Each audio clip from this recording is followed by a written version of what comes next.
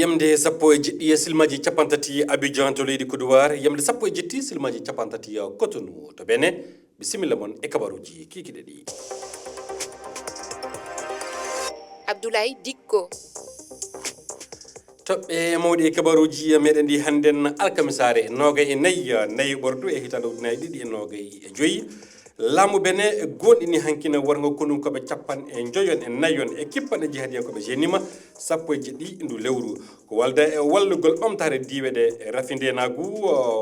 ɗeɗo diwe ɗe rafindenagu woni mum en Benin ana hani gollidinde e Burkina Faso e Niger e banggal ndenagu yalla keeri leyɗe ɗe anda kiɓɓano ndenuri ni wonno wi kanko Aliou Dembo kertaniɗo kabaruji jihadiyankoɓe to leydi Côte Tidiane Thiam hoorejo PDC yi ana domano yesso sariya hannden saabe goto e yimɓe fedde makko politique nde ana cali ko tawa kanko woni cuɓalo so ardina nde wadde politique sarore nde noon namtama ɗum woni jetti lewru o daroton ndu e timmode kabaruji ɗi ene keɗoto hono yiyande Pastef nde fedde politique laamine leydi Sénégal e APR ɓe lundiɓe e dow hono ko tawa nugal sariya leydi Sénégal faɗɗi kengen waylitere sariyawol yaafa e waylitere wotane e puɗɗode e ndu lewru.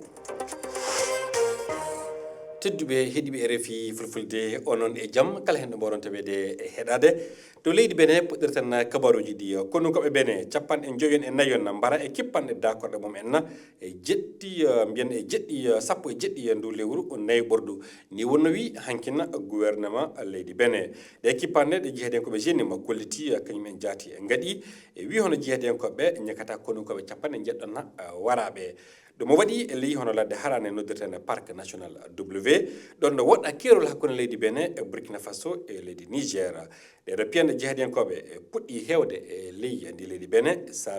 ko saabi ɗum mayde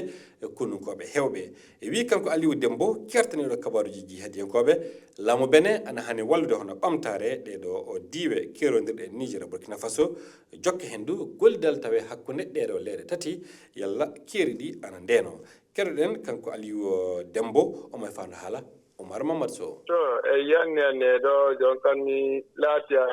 golle ɗe ɗo wonno e waɗe faka joni semme muɗum jaccuwa ɗum sey laabi kisi etteɗi ɗo watta ko waylo ɓe mbawi en jalake ngam a hidere no ɓe puuno gouvernement e tiño dabareji ɗin ɗon watta ko waylo haggi piiɗe ɗiɗi ɗon amma fa joni in keɓi en paami no semme majji yottaki sey kadi gouvernement ettito laabi kisi nonno wowta sojeji ɗin wallitede golle muɗum sodane jaɓe ɗe ɗo hani itte kadi information ji ɗeɗe e muɗum himɓe Benin min nani winnanino ɓe to tontare ɗe ɗo tonti ani hunde fuu asariyaji tawowa sey ɓe dara asariyaji ɗin no wooɗi ɓe jooɗo ɓe nannantira to laata e tan winnete kan tontoyte hano mawɓe Benin ɓe Niger ɓe Burkina ɓe fuu ɓe noddoytira nokkure woore ɓe jooɗo ɓe gaɗa dahiru nonno ɗum jogoytita ko ɗum wawa ɗum ñaama kono noon min jiidiya keɗiɗen ɗo kanko Aliou Dembo o kersaniɗo kabaruji jihadiyankoɓe.